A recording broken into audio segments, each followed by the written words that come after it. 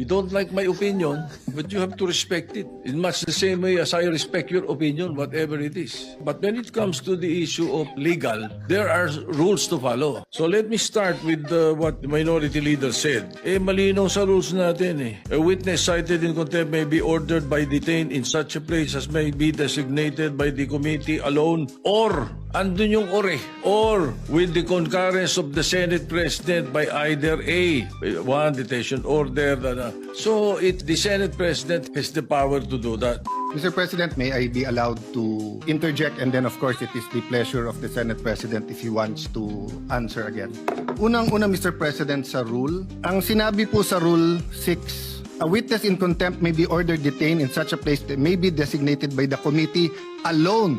Ibig sabihin po, yung committee lang. Ano yung with? Kasama. With concurrence of the Senate President. Hindi nakalagay or the Senate President. So you ask all the lawyers here, they will tell you, ang ibig sabihin nito, pwedeng kumuha ng concurrence or pwedeng hindi. Yun yung or.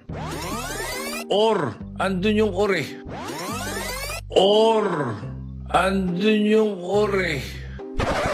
Hindi po to committee or the Senate President. That's why if you go to the last paragraph, the order may be lifted by the chairman with the concurrence of the Senate President. The Senate President cannot lift